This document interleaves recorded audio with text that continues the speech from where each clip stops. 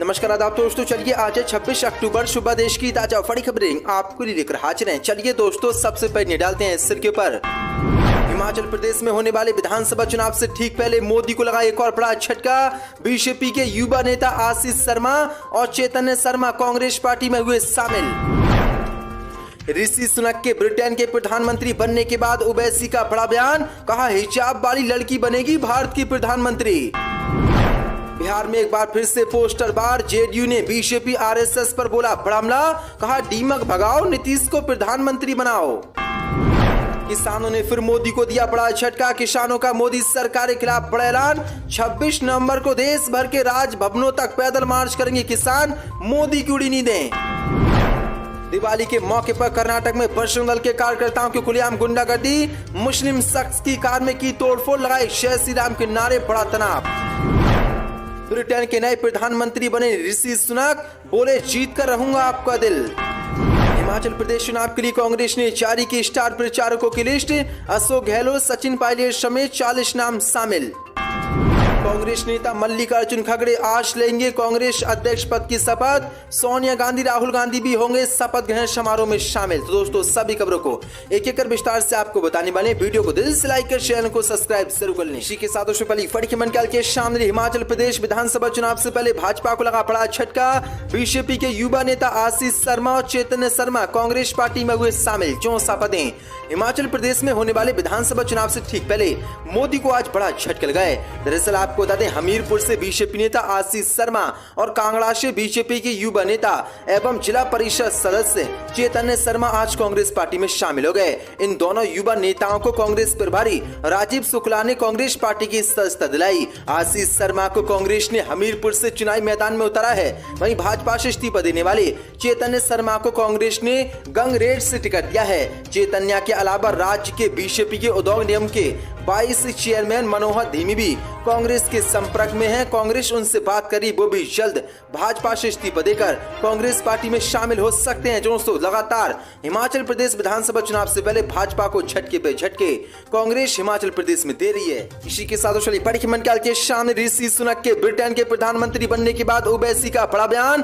कहा हिजाब वाली लड़की बनेगी भारत की प्रधानमंत्री, भाजपा को झटका। चौसा पदें एआईएमआईएम चीफ असदुद्दीन ओवैसी ने एक बार फिर से अपने उस बयान को दोहराया है जिसमें उन्होंने कहा था कि मेरी इच्छा है कि एक दिन हिजाब पहनने वाली लड़की भारत की प्रधानमंत्री बनेगी। अब उनका यह बयान तब आया है जब उनसे ऋषि सुनक को लेकर सवाल किया गया, जो ब्रिटेन के पहले भारतीय मूल के प्रधानमंत्री हैं, इसके साथ वो हिंदू भी हैं। ओवैसी ने अब कहा कि मैंने तो बोला है ना, इंशाअल्लाह मेरी जिंदगी में या मेरी जिंदगी के बाद हिजाब पहनने वाली लड़की हिंदुस्तान की प्रधानमंत्री जरूर बनेगी। जिसके बाद आरएसएस भाजपा में हड़कंप मच गया है। इसी के साथ बड़ी मंडल के सामने किसानों का मोदी सरकार के खिलाफ बड़ा ऐलान। 26 नवंबर को देश भर के राजभवनों तक पैदल मार्च करेंगे किसान, मोदी की बड़ी मुश्किलें। चौसा पदें 3 कृषि कानूनों के खिलाफ किसान आंदोलन की दूसरी वर्षगांठ पर शहीद किसान मोर्चा ने मंगलवार को देश भर में 26 नवंबर को राजभवन मार्च का आह्वान किया है, जिसके बाद मोदी और अमित शाह की नींद उड़ गई है। संयुक्त किसान संगठन में कई किसान संगठन शामिल हैं। अपने एक बयान में संयुक्त किसान संगठन ने कहा कि वह देश भर के राजभवन मार्च और ज्ञापन को अंतिम रूप देने की खातिर 14 नवंबर को दिल्ली में एक बड़ी बैठक का आयोजन करेगी। बता दें कि राजभवन तक देशव्यापी मार्च आयोजित करने का आह्वान एसकेएम ने किया है, जिसके बाद मोदी सरकार की नींदें उड़ गई हैं। ये एक बैठक में निर्णय लिया गया कि एसकेएम के नेतृत्व वाले किसानों के ऐतिहासिक संघर्ष के 2 साल पूरा होने के उपलक्ष्य में 26 नवंबर को देश भर के राजभवनों तक किसानों का बड़ा मार्च निकाला जाएगा। किसान नेताओं ने कहा कि विभिन्न राज्यों में राजभवन मार्च की तैयारी चल रही है। दरअसल आपको बता दें, किसानों ने मोदी सरकार पर गंभीर आरोप लगाते हुए कहा कि मोदी सरकार ने जब 2 साल पहले हमसे कहा था कि आप किसान आंदोलन खत्म कर दो, उसके बाद जो आपकी मांग है एमएसपी की गारंटी, किसानों पर दर्ज हुए मुकदमे और ट्रैक्टरों के जो केस है उनको सबको खत्म कर दिया जाएगा। लेकिन मोदी सरकार ने हमारा एक भी वादा पूरा नहीं किया है, इसलिए हम 26 नवंबर को देश भर में राजभवनों तक मार्च निकालेंगे। जिसके बाद मोदी सरकार की नींद उड़ गई है। इसी के साथ चली बड़ी की मन कैलकुलेशन। बिहार में एक बार फिर से पोस्टर बार, जेडीयू ने भाजपा आरएसएस पर बोला बड़ा हमला, कहा दीमक भगाओ, नीतीश को पीएम बनाओ, 64 पदें। बिहार में त्योहार के बीच एक बार फिर से पोस्टर बार शुरू हो गया है। जेडीयू की ओर से पटना के इनकम टैक्स चौराहे पर पोस्टर लगाए गए हैं। पोस्टर के जरिए जेडीयू ने बीजेपी आरएसएस पर बड़ा हमला बोला है। जेडीयू की ओर से लगाए गए पोस्टर में ऊपर महागठबंधन के दिग्गज नेताओं की तस्वीर लगी है। इनमें सबसे पहले बिहार के मुख्यमंत्री नीतीश कुमार की तस्वीर है। ठीक उनके बगल में जेडीयू के राष्ट्रीय अध्यक्ष ललन सिंह, मंत्री विजय चौधरी, मंत्री अशोक चौधरी और उनके बगल में जेडीयू के प्रदेश अध्यक्ष उमेश कुशवाहा की तस्वीर है। सबसे आखिर में राष्ट्रीय जनता दल के नेता और बिहार के डिप्टी सीएम तेजस्वी यादव की तस्वीर लगी है। पोस्टर के जरिए दावा किया गया और लिखा गया है कि भाजपा और आरएसएस पूरे देश की राष्ट्रीय संपत्ति को बेच देंगे। इसके अलावा पोस्टर के नीचे लिखा गया है कि जनता बेहाल, दीमक खुशहाल, दीमक भगाओ, नीतीश कुमार को प्रधानमंत्री बनाओ, 400 बड़ा हमला।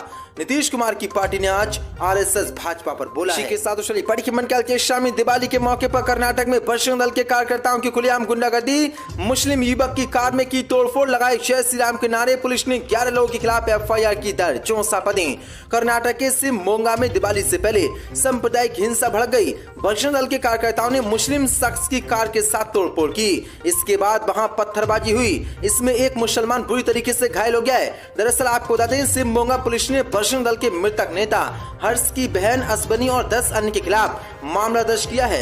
ये केस सैयद परवेश नाम के शख्स की इनोवा कार के साथ तोड़फोड़ करने के बाद दर्ज किया गया है।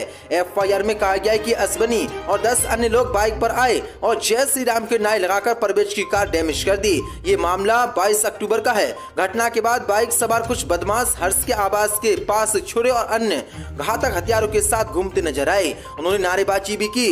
24 अक्टूबर को दिवाली की रात शिवमोगा में स्थिति काफी तनावपूर्ण थी, लेकिन इस पथराव में एक मुसलमान घायल हो गया, जिसके बाद पुलिस ने बड़ा एक्शन लेते हुए बजरंग दल के 11 कार्यकर्ताओं पर एफआईआर दर्ज की है। इसी के साथ बड़ी की मन के शाम कांग्रेस नेता मल्लिकार्जुन खड़गे आज लेंगे कांग्रेस अध्यक्ष पद की शपथ। राहुल, सोनिया गांधी होंगे शामिल, 64 पदें। कांग्रेस के राष्ट्रीय अध्यक्ष पद की कमान संभालने जा रहे मल्लिकार्जुन खड़गे आज यानी कि 26 अक्टूबर को पदभार ग्रहण करेंगे। इस शपथ ग्रहण समारोह में प्रदेश के मुख्यमंत्री भूपेश बघेल भी शामिल होंगे। वहीं इस कार्यक्रम में पीसीसी चीफ मोहन मरकाम भी शामिल होंगे।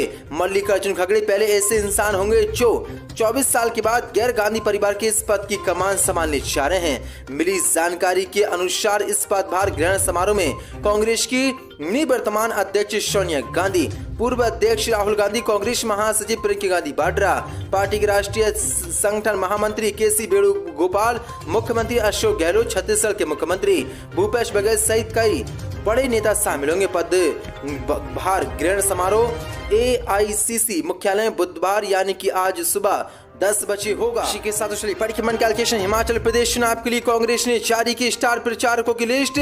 चुनाव में अशोक गहलोत, सचिन पायलट भी होंगे शामिल, 64 पदें। हिमाचल प्रदेश के विधानसभा चुनाव की घोषणा हो चुकी है। कांग्रेस के स्टार प्रचारकों में राजस्थान के सीएम अशोक गहलोत और सचिन पायलट जैसे बड़े चेहरे शामिल हैं। कांग्रेस आलाकमान ने पायलट को हिमाचल प्रदेश के लिए पर्यवेक्षक नियुक्त किया है, जबकि सीएम अशोक गहलोत को गुजरात विधानसभा चुनाव में विशेष पर्यवेक्षक बनाया गया है। चर्चा है कि कांग्रेस आलाकमान सीएम गहलोत को हिमाचल प्रदेश में भी चुनाव प्रचार की जिम्मेदारी दे सकता है। भारत निर्वाचन आयोग ने गुजरात विधानसभा चुनावों की तारीखों का ऐलान नहीं किया है।